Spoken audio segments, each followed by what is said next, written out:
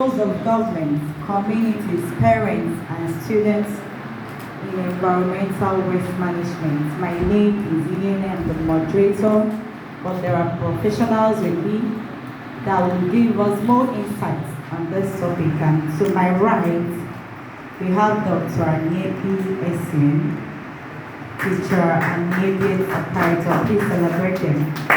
And then to my left, we have Dr. Friday Sandy and Dr. Lizzie. So you're all welcome, sirs. I'll be starting with Dr. Anyepi. We have heard so much about the needs for tree planting, how it helps to protect and stabilize our environment. So please, can you enlighten us and make us have a deeper understanding on how this tree planting can help protect or conserve our environment? Thank you, moderator, and my beautiful audience. It wasn't a mistake when God had to put man in the garden. The concept of garden means that there were trees there. It wasn't a mistake at all. So, trees play an important role in balancing the ecosystem and how it functions.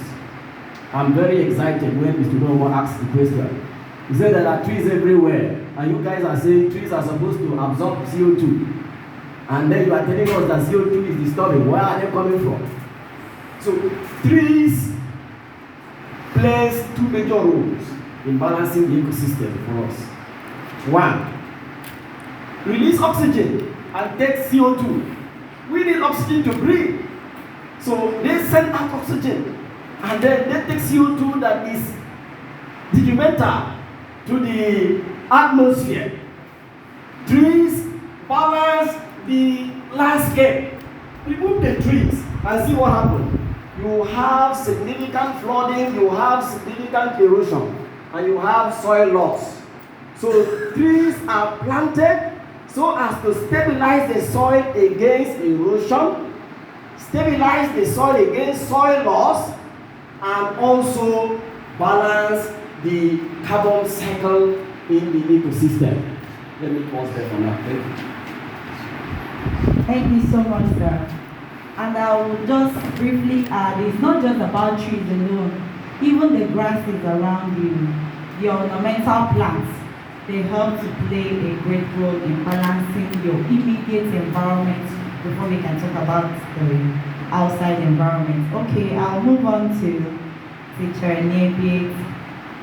Please, Mark, can you enlighten us on how parents, teachers, and students can be involved in waste management and thereby protecting our natural environment? Thank you very much.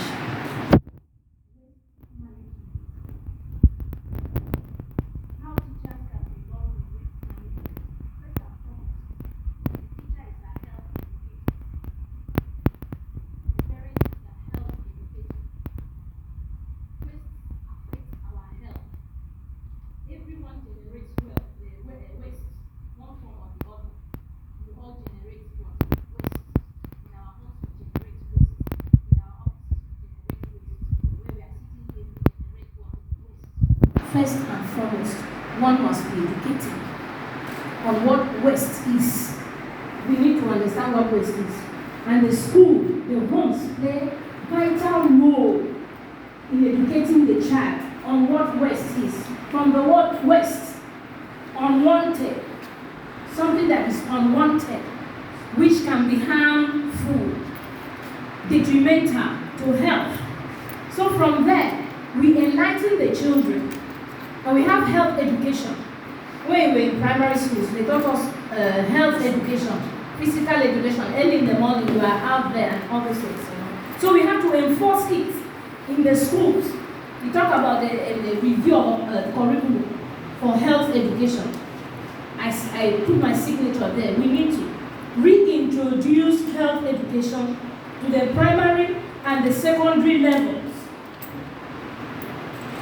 Teach the children on the harmful effects of improper waste management. from the home down to the secondary school level. You know, we used to have sanitation exercises. I think we did something like that, sanitation exercises. It should be enforced, even at the secondary school level. In fact, we can change compound work to sanitation. Yes. So the children will have an understanding. It is not just about the compound work, it is about keeping the environment clean. Provide waste baskets. That is where you should start. Waste baskets in every classroom. Waste, that is, if you incorporate it in the children at that early stage, when they leave the secondary school setting, they will understand that they should not litter the streets. They should not litter the streets. Apart from involving government, at a corporate level, the school can do something about it. Put waste baskets. Teach the children not to litter the environment. You have a wrap of sweets, put it in the waste basket, cover it. That is where we should start from. Let the children know that this waste that we generate can be harmful to our bodies. Some of them are lethal substances. You know, teach them at that level and they grow up with it. That's how to manage. We have different types of waste. We have a liquid waste and we also have what? Dry waste. In fact, we have a lot to do. We need to teach the children. This one will bear me witness. In my school, you may not cross enough. Who are you to cross enough? You will replant the grass. But such things don't obtain anymore. Enforce the rules. Enforce the rules at the secondary school level.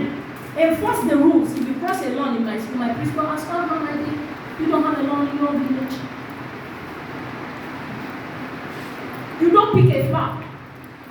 You don't walk by a flower and pick a leaf." And we grew up with that. You have waste paper baskets everywhere, waste bins everywhere. You don't litter. Put it at the back of the classroom box. Cleanliness is next to what? Godliness. We don't have such things again. That is the initial level. You enforce it at that level. The child grows up with it.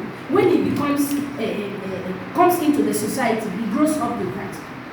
You know. I think let me just pause there. Yes, I have something. Good morning, teachers. They talk about the role of government in waste management. Government has a vital role to play in terms of legislation. Government has to make laws for the effective management of our waste. And not only that, what about funding? Government has to provide funding, financial backing for the proper management of the waste. Not only on that, we are talking about cleaner energy these days. And some of us sitting here, we are using our generators at home. And we are emitting this carbon into the atmosphere. It affecting what? The greenhouse. Generating what? Greenhouse gases.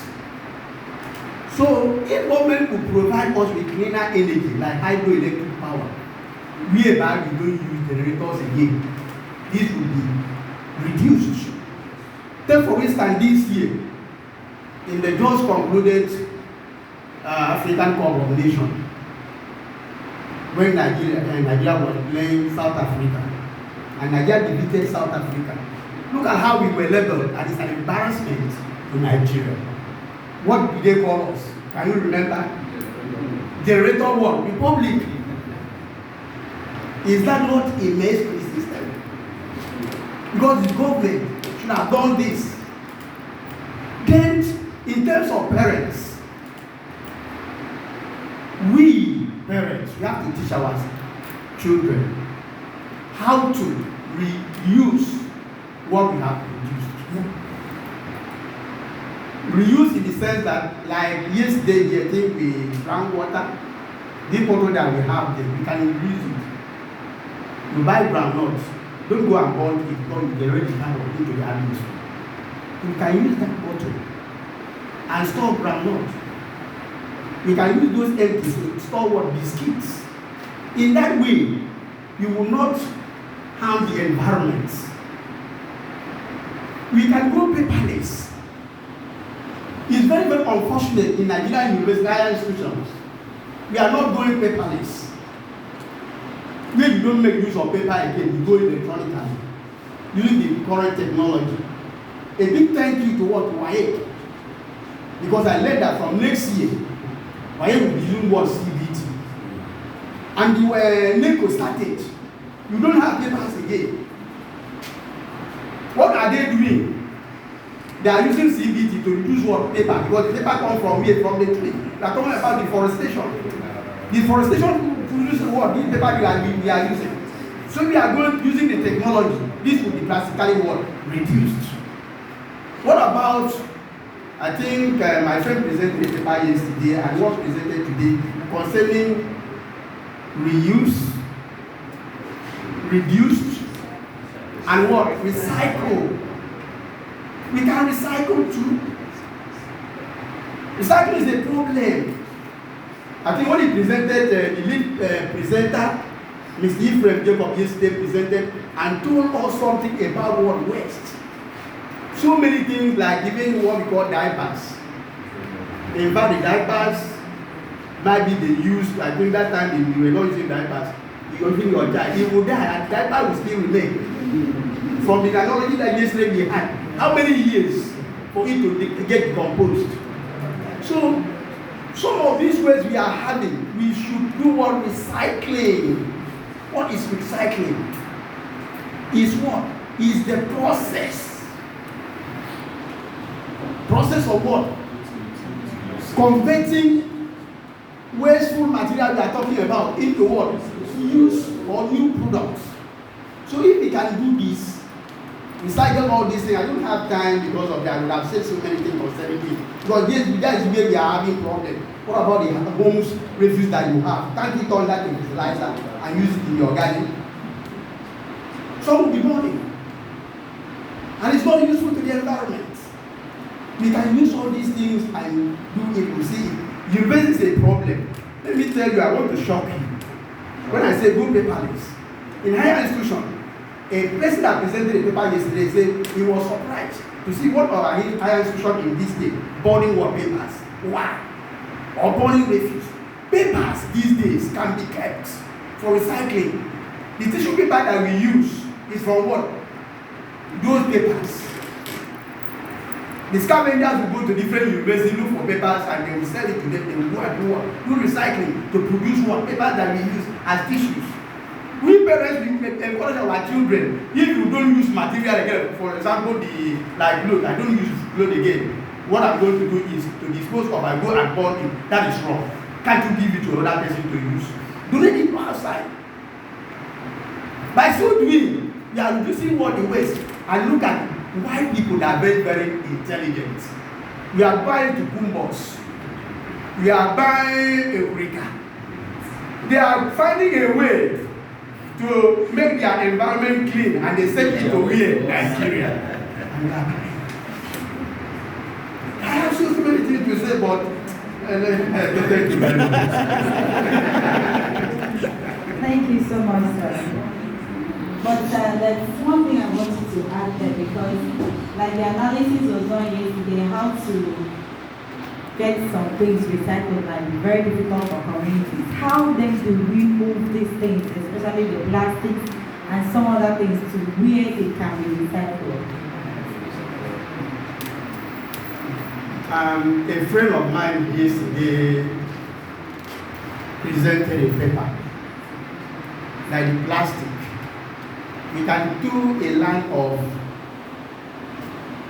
no plastic goods. We don't encourage using plastic again. Anything that you want to buy, you can buy material that's made from jute. It can help us, because that one, when we classify waste, we have what we call degradable and non-degradable types. So like this plastic here is very difficult. And some of these plastics, children that they are saying, can teach them. And some of them are very, very innovative and creative. They can even turn them into something that is beautiful. I saw some turning this plastic into beds.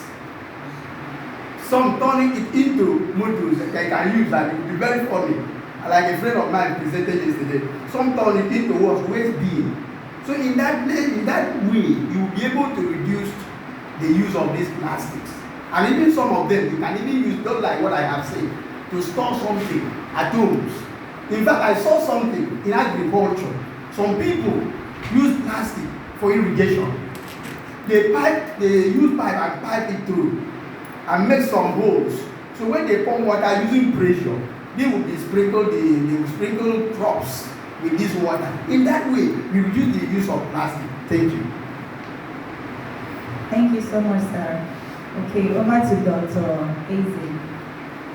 Does incessant gas flaring and oil spillage in Niger Delta have any academic implication on early education in the region? Of course, we know this, yes. So the question is, what are the implications and how can we reduce and check this implication of oil spillage and gas flaring? Okay, thank you very much for that question. Just like I said in my presentation, the incidence of gas flaring and all that can be checkmated if government comes to play, if government plays an important role of making law or making regulations, putting up regulations that will ensure that these gas are properly channeled to the areas where areas are going to be channeled properly. And when they are channeled properly, it will reduce the effect of water pollution, just like water, air pollution, environmental pollution, just like we have said. So we all know that if you drink water that is contaminated, just like one of our presenters, our mommy told us this morning, like he used the water and crude oil. So if you drink this crude oil, it will be detrimental to the health. And not only that, some of the fishes that we eat that are coming from oceans and all that. So these things when fishes, aquatic lives gets contaminated with these things, we somehow in one way or the other, we still eat these fishes. So it will also be poisonous to our health. So that is why it is important. First of all, it starts with government. And if government will put a regulation that this oil company that is coming, they will properly channel this and also protect the oil pipe so that the people that are doing bunkering, the bunkering will stop or it will be reduced so that this gas flaring and environmental pollution will be reduced. It will go a long way to reduce these effects that it has in our health. Just like we have mentioned, chlorofluorocarbon is one of the components that causes greenhouse gas effects. So, and if it is consistently released into the atmosphere, it will continue. You can see global warming will come into picture, it will come into play. So if government will put laws and also implement those laws, there are some laws that have been put on by government, but the implementation sometimes is a major problem. So if these are done, I believe and I hope our environment will be safe for us and will continue to enjoy. Thank you very much. Thank you, Doctor. Before we proceed, I received few signals that some of us want to ask questions because we really want to learn. So please, at this moment, we open the floor. If you have a question to ask, please indicate by raising your hand. So let's begin with teacher Ephraim indicated first. Thank you. Good day, everyone. Please, we've really learned a lot since yesterday. Already I'm thinking of taking it back because from the view of things, I'm the only one representing my school. And I'm already thinking of going back and making that environment clean. When we talk of government, the government we have there may not really understand what we are talking about here. And I'm thinking of providing some of these things to make that very environment clean as I'm returning. Then, I really want it to look achievable. If these things are provided in schools now, how do we finally dispose this waste that the environment will remain clean and healthy. Because if these things are provided and is filled up, and either it is still burnt, or where will we keep it? What will happen to it? So that this thing will be achieved at the end of the day. Thank you.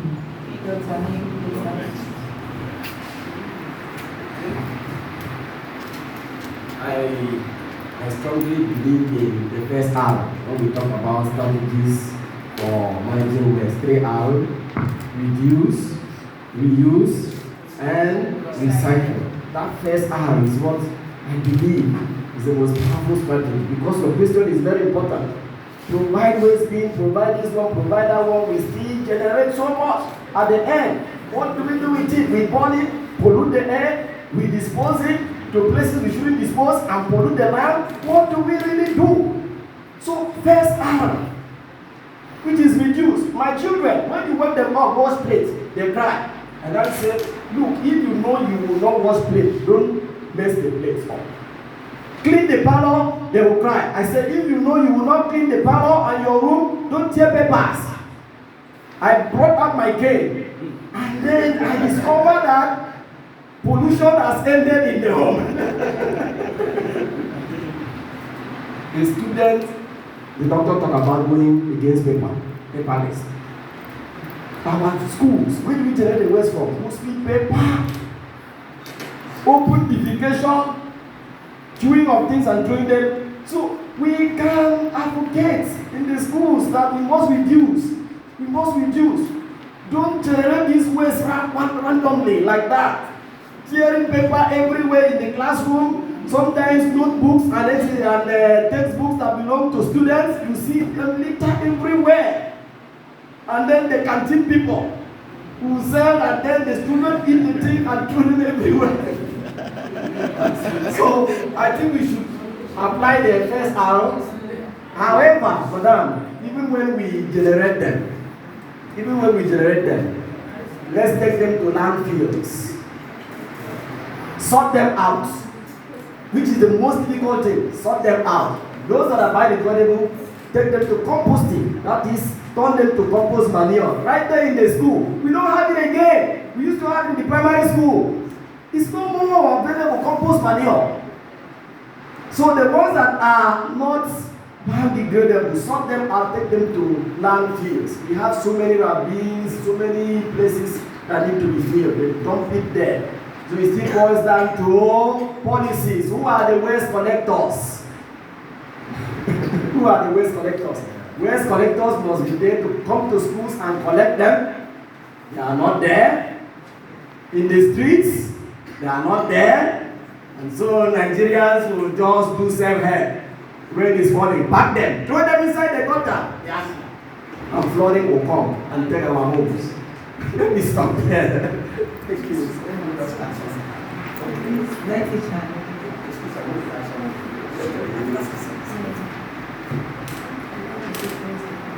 I want to say that what we are having now is more of an orientation. You know? And I want to advise that every participant, when you leave this place, write a communique. Is that what we call it? Communicate, yes. And inform your principal, you know, of what obtained in this workshop. That's where you start from. You don't just leave this workshop and go back to your school. And nobody knows that you attended a workshop. Write a communique to your principal concerning this workshop. From there, you can move on to organize a sensitization exercise. Sensitize. Tell your principal to give you a chance in one of the days so you can relay. Yes. No, it's going to be beyond the morning assembly. A day, it's a day out. Everything you have learned in this workshop should be transmitted to a group, to your group. You understand? So you can organize a seminar. Yes. At the end of this workshop, it's not supposed to end here. A seminar. Then I want to say again, waste management. After you have collected the waste, we need to be vocal. If we want to effect a change, we need to be vocal. Liaise with the environmental agencies. liaise with them. Go to that local government. You have to do something. We are trying to effect a change somewhere. Go there. We have collected so and so amount of waste in our school. Do something. That's my own candid opinion. Because if we say, how are we going to do? Something has to be done somewhere. Liaise with NGOs. As I want to talk about NGOs. Liaise with NGOs. Yes, they can have a hand. We need to consult experts on this issue of recycle. We keep talking about recycle. We don't know how to recycle. Yes. So if we want to actually extend this workshop and make an effect, an impact somewhere, we need to consult what? Experts. And then we need to sensitize the people, sensitize the community. Traditional, we involve the traditional rulers. Like your school is situated in a village. When you say that, they can invite people from the village, 2 or 3 people, come and listen to what we are doing in our school. That's how to extend the information. It should not be restricted to us here. Because we keep talking about recycling. You don't have the knowledge of how to recycle those things. I don't have the knowledge. I'm not an expert on how to recycle waste, biodegradable. No, this ones are not biodegradable. Non-biodegradable waste. We don't have the idea, so we need to consult. Nobody has the monopoly of what? Knowledge. Let me add something before you give it to me. Just one thing. Can we bring the PTA in here in schools? Because you can't say which of the PTA member is managing one company or the other, or is in government. We keep on talking about government. Who is government? We are the government. Yes. So bring them, drag them in, let them hear, so that if they're not doing it in their homes, let them go do it and then take it to wherever heights they're requiring. Let's see how we can bring this thing on board. Thank you.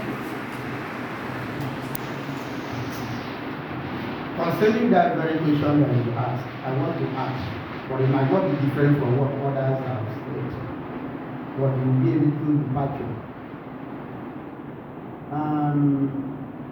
Some waste are degradable. In school, you have those ones. Why can't you separate them? Those ones can turn into manure in the school and use.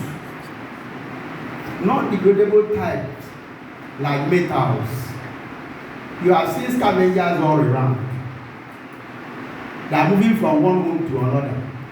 If you go to back along Stadium Road, you see one place like this. You call them, although there was a time, some of them were thieves. You come to the compound, they don't see you, they pick whatsoever they like. The government stopped them. These are the people you can contact if you come and do them. You say this thing to them. Like empty cans that are metallic in nature. You sell them out. Don't go and burn them. By so doing, you are reducing the waste. Like recycling you are talking about, some say they don't have the knowledge. It's on that they are doing. Because when they sell this metal, they go and recycle it and produce another material. I could remember some times ago, some metal like aluminum. You see, people will be looking for aluminum. But in those days, they did not know the usefulness of this thing. At times when we have it, we will just open the ground and dump them down and bury them. But these days, they use it, even making some pots. It's your Gary. You may see coming out. So you see these people, you give it to them, they will go and remold it and use it. Even some companies, when you see them, they take companies for the recycling and they use it to produce another product. So by so doing, we are reducing the waste. The problem we have, although it will be a little bit difficult in secondary school, but what about higher institutions? If we have lecturers here that are working in higher institutions, I want them to take this message home and tell the management of the universities that in university they should go what paperless. If you want to give students assignments, use modern technology. Create. Say, send your assignment through this. They will use that. Students will say they will not write papers and do this and that. They will send it to that by the mark through it. In fact, it will be very, very easy and interesting. If by so doing, we will cultivate these habits of what? Waste maintenance in our system. Thank you. Thank you, Doctor. We are still going to take 2 more questions from the audience. So any other? Good morning once again. My first concern has been addressed in that first question. The other one is the proposal, sort of. I believe that most of us here were born to use napkins. Our parents used napkins. Tending us when we were young. For over a number of years, diapers came. And when doctor was talking, he mentioned the increase in reproductive activities these days, so that we have so many children coming into our society. And that also increases the volume of diapers produced and utilized. So sometimes I sit down and wonder, where are these diapers dumped after use? Imagine the volume of diapers used in each home or in each compound daily where there are babies, children. So what if we go back to napkins to reduce the waste that comes from the use of diapers?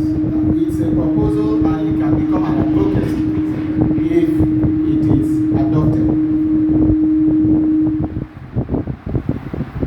I'm done. Okay, thank you. There's one more question.